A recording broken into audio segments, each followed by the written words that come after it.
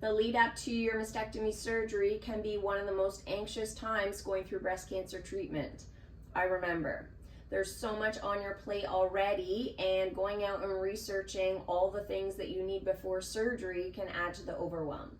This video covers what you actually need and a few nice to haves. Hi, I'm Erica. I'm a breast cancer thriver and a chiropractor. All of the links to the products are going to be listed in the description below, and I've categorized them as must-haves and nice-to-haves. Let's start with drains first. A must-have is that you're going to need something to hold your drains after surgery.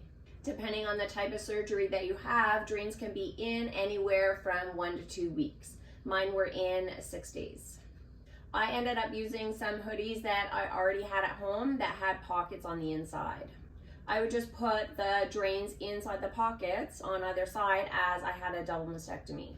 Because the pockets were at about my waist level, when the drains were sitting in there, they weren't tugging at my incisions, which were up here, because the tube of the drain wasn't in a fully stretched position.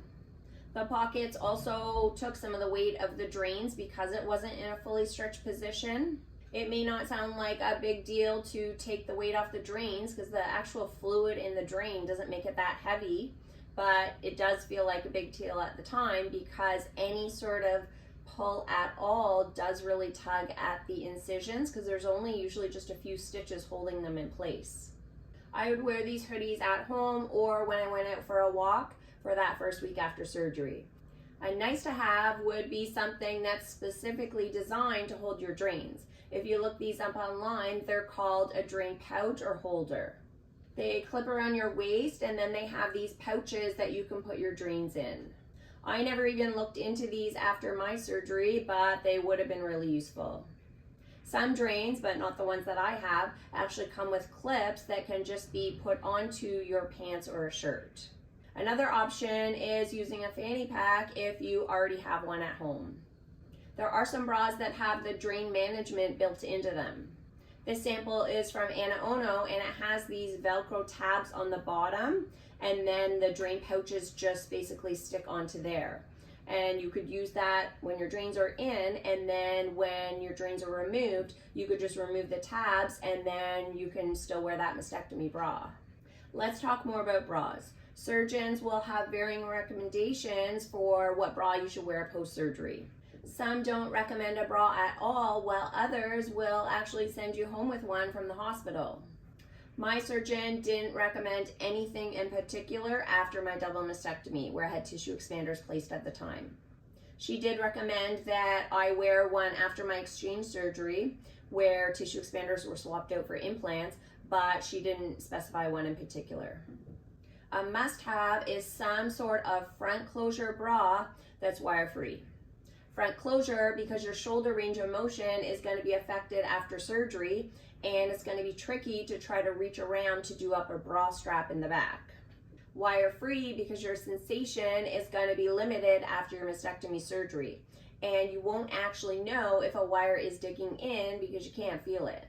Wireless can also be helpful with lymphedema and just general swelling after surgery. I ended up using a front closure bra after surgery, but it wasn't an actual mastectomy bra. Because my surgeon didn't seem that particular about what type of bra to get, I actually didn't really look into the options for this. I bought a few colors for the one that I had in black, gray, and cream. These bras seemed to work out at the time, but did nothing for managing lymphedema that happened a number of months later. A nice to have option would be an actual mastectomy bra.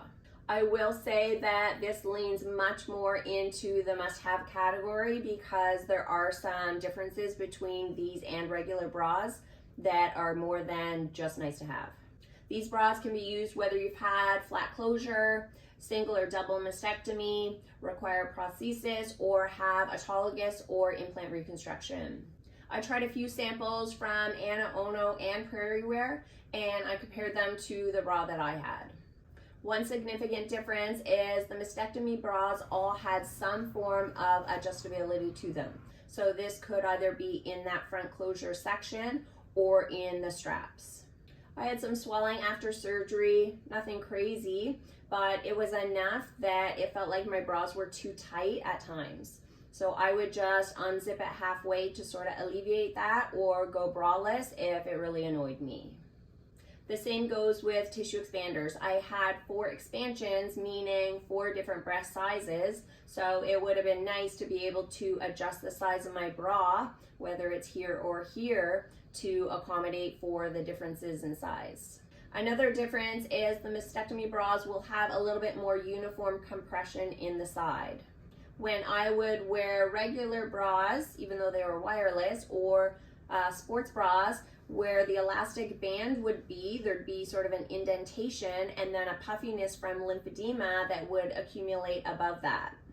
With the mastectomy bras, the compression isn't just in that band area, it is more spread out, so it doesn't block the flow of lymphatic fluid as much. There's also a bit more coverage with a compression in the side of the torso, and they usually go up a little bit higher. So when I had lymphedema, it was in my breast, chest, and especially the side of the torso area, so it would have worked really well to be having a bra that covered that whole section with compression. A must-have for sleep is figuring out some sort of way to keep you a bit more upright after surgery. I ended up using a bunch of very large pillows that I had stacked up, and then I just leaned against them on an incline. After a mastectomy, you're going to be avoiding sleeping on your side for some time. This will be at least until your drains are removed, but some surgeons recommend doing this for a little bit longer. If you're not used to being a back sleeper, the incline can help a little bit with falling and staying asleep. A nice to have is a specific mastectomy pillow. There are some deluxe versions where there are a few different pieces to the set. This way you can modify your position just based on how you have the pieces set up. You can opt for something a little more simple, like a wedge type pillow. This definitely would have been easier to set up than my stack of pillows. Another bonus nice to have would be a recliner. Some people already have them at home, while other women actually choose to rent one after their surgery. It's variable with how uncomfortable you're going to feel after surgery. I used my pillow stacked up for more than a week after surgery, and then I was actually okay lying flat on my back. I've heard other women sleep in a recliner for weeks and can't even imagine being on their back like I was so soon. A must-have after surgery is having some loose-fitting clothing that you can easily get in and out of. So for the top, this would be something that zips in the front, and for the bottoms, this would be something that you can easily pull on, likely with an elastic band. Nice to have after surgery would be clothes that are designed to wear post-mastectomy, and they have a bonus of a drain management system built in. For example, this robe has a detachable inner belt with pouches that you put your drains in, and these comfy pants have inner pockets on the waistband that you would put your drains in. I didn't put many items in the description for this section, as most people have comfy clothes at home already. A must-have for right after surgery is a water bottle. This is probably another item that I'm sure you have at home. It's important to keep hydrated after surgery, as this will help with your recovery, but we're also taking pain medications, and some of them can be constipating. I've read blogs or seen other videos where people are recommending that you use a water bottle with a straw. The thought is that lifting a water bottle to drink can be uncomfortable, and then using a straw can help avoid that. This is true, but you don't need a straw. You want to actually encourage your shoulder and arm to move after surgery. Your surgeon may have a specific recommendation for not lifting your arms above a certain degree after surgery, maybe 90 degrees for a week or two, for example. But using a water bottle or a cup is totally reasonable and encouraged. Is moving your arms after surgery going to be challenging? Sure is, but if you get back to some of those regular everyday things earlier after surgery, your recovery is going to be better, even if it doesn't feel like it at the time. If these tips have been helpful so far, hit that like button below. It'd be great if more women could find these videos at the start of their mastectomy journey. There are a few miscellaneous items that are in the nice to have category. Baby wipes are the first one. Because you may not get the go-ahead to shower for a few days after surgery, or maybe not until your drains are out, baby wipes sure can come in handy. After my double mastectomy, I didn't fully shower until my drains were out. And then after my reconstruction surgery, I waited till 2.5 weeks until my first post-op appointment to have a full shower. I used baby wipes here and there, and then I was also really lucky to have a detachable shower head that made it much easier. A journal is the next thing. It may seem like a really odd time to start journaling after a breast cancer diagnosis.